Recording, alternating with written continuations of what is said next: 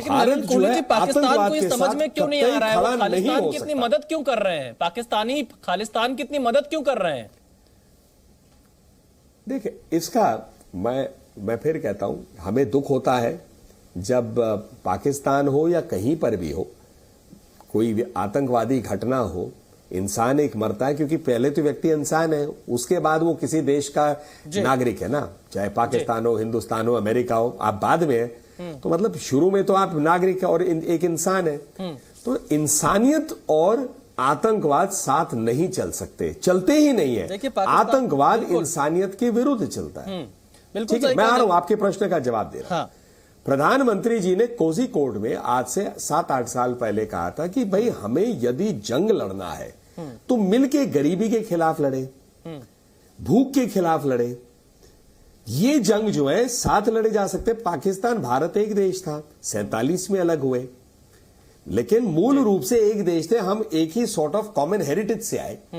धर्म अलग अलग हो सकते, धर्म के आधार पर हुआ, लेकिन हिंदुस्तान में भी तो बहुत मुसलमान है, वो तो यही है ना, हिंदुस्तानी है।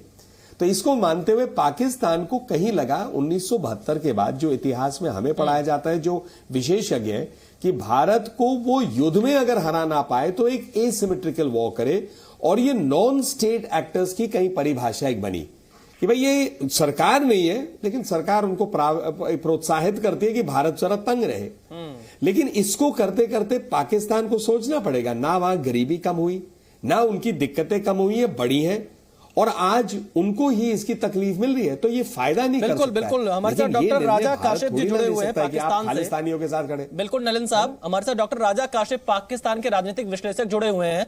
डॉक्टर राजा काशिफ, यही सवाल आपसे है। भाई आप अपने यहाँ आटा तो दे नहीं पा रहे, महंगा है, आपके लोग परेशान हैं बिजली से, प्रदर्शन अभी पीओके में हुआ, हमने तस्वीरें दिखाई, लेकिन उसके बावजूद भी आपको खालिस्तान की मदद करनी है, उनको फंडिंग करनी है। उसके बाद फिर आपके देश के कई नेता कटोरा लेकर दुनिया भर के देशों में जाकर भीख मांगते कि हमारे देश की मदद कर दीजिए।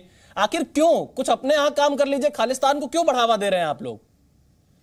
भारत पे कोई असर नहीं पड़ेगा। जी मैं सुन रहा हूं। अच्छा ये बताएं कि देखिए, मुक्ति वाहिनी किसने बनाई?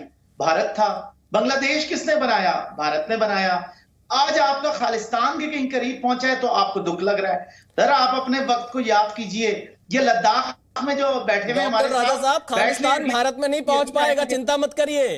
खालिस्तान भारत में नहीं पहुंच पाएगा, आप बिल्कुल चिंता मत करिए, बिल्कुल चिंता मत करिए। आप अपने घर की चिंता करिए। फिलहाल आप पीओके की चिंता करिए, आप खालिस्तान हमारे घर में नहीं आ पाएगा। हमारे यहां हर कम्युनिटी राष्ट्रभक्त है भारत में।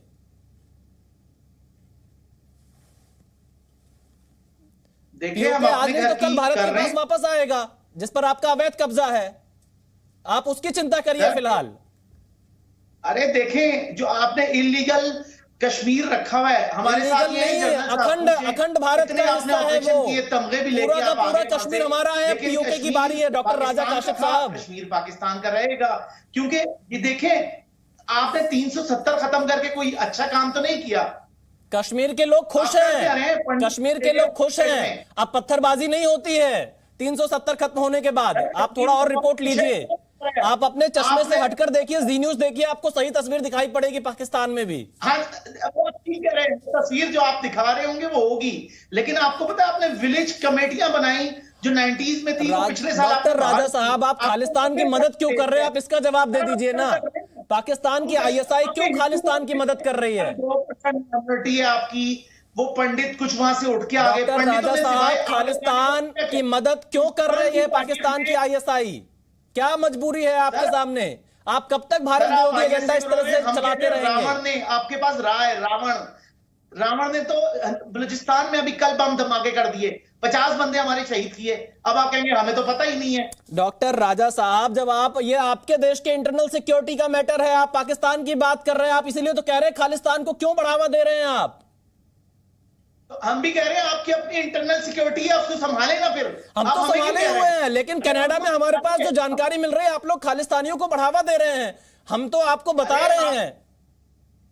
अरे हमारे पास कलभूषण भी है, आपका एक बंदा जिसको रात को नींद नहीं आती, वो भी तो हमने पकड़ा है। अरे डॉक्टर राजा काशिफ साहब, देखिए, आप ही के लिए हमारे वसीम बरेलवी साहब, डॉक्टर राजा साहब, नलिन जी कुछ कहना चाह रहे हैं, मैं उनके पास जाऊंगा, लेकिन डॉक्टर राजा काशिफ साहब, आपके जो मुल्क के लोग हैं, जो पाकिस्तान के सियासतदान हैं या सेना के लोग हैं या फिर आईएसआई के लोग हैं, उनके लिए हमारे वसीम बरेलवी साहब ने बहुत पहले ही एक अच्छा शेर लिखा है। अगर आप कहेंगे तो मैं आपको सुना देता हूं।